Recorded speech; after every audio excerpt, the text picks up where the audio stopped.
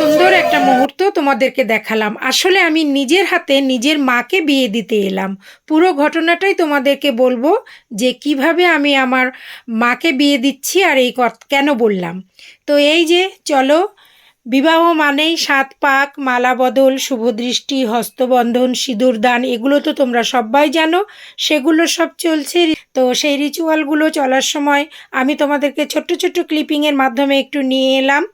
তো কথা হচ্ছে, এবার ৭ পাক মালা বদল হয়ে যাওয়ার পর এই যে হস্তবন্ধন হচ্ছে।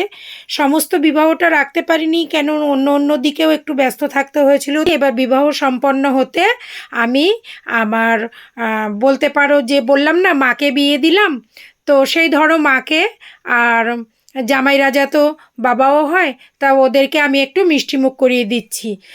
কন্যা সম্প্রদানের পরে বিবাহ হয়ে যাওয়ার পরে একটু জল মিষ্টি তো খাওয়াতে হয়, তা ওদের দুজনকে বিবাহ আসর থেকে এনে এক জায়গায় বসিয়ে একটু জল মিষ্টি খাইয়ে দিলাম ওদেরকে।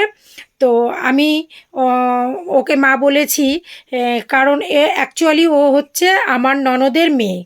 তো ও যখন খুব ছোট ছিল, তখন আমি তো ওর মামি এখানে থাকতাম, ওর বাবা মানে আমার নন্দাই জিজ্ঞাসা করতো, ওটা তোর কে হয় বলতো, বাচ্চাদের যেমন স্বাভাবিকভাবে সবাই জিজ্ঞাসা করে এটা কে ওটা কে, তো ওকেও বলতো এটা কে হয় বল। ও তখন বলতো যে ওটা আমার মেয়ে। তখন ওর বাবা বলতো ও আচ্ছা, তাহলে আমার ডাকনাম রিঙ্কু, তো বলতো রিঙ্কু তোর মা হয়, এরকম। যাই হোক, টোটাল গল্পটা বলবো তোমাদেরকে। এবার কিন্তু পরের দিনে চলে আসি, কন্যা বিদায় যে পর্বটা হয়, সেই সময় দেখো ওদের রেডি করে রেখে যাওয়ার সময় একটু আশীর্বাদ করে ধান দুর্বু মাথায় দিয়ে একটু আবার একটু মিষ্টি মুখ করিয়ে মেয়েকে রওনা করাতে হবে। সেই পর্যায়ে সেই কাজটাই সম্পন্ন করছি। একটু ওদেরকে মিষ্টি খাইয়ে দিয়ে একটু মনের কথা বলে দিলাম ওদেরকে।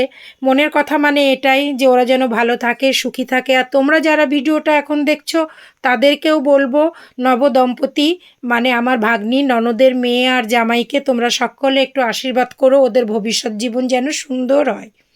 তো আজকের এই বিয়েতে আমাকে কিন্তু মেকআপ আর্টিস্টের দায়িত্ব নিয়েছিল আমার মেয়ে। ও কিন্তু আমাকে পুরো রেডি করে দিয়ে তারপরে বিয়েবাড়িতে যাওয়ার জন্য সাহায্য করেছিল। শাড়িটা আমি নিজে পরেছিলাম, ও পরাতে পারে না, কিন্তু হেয়ার আর মেকআপটা কিন্তু আমার মেয়েই করে দিয়েছিল।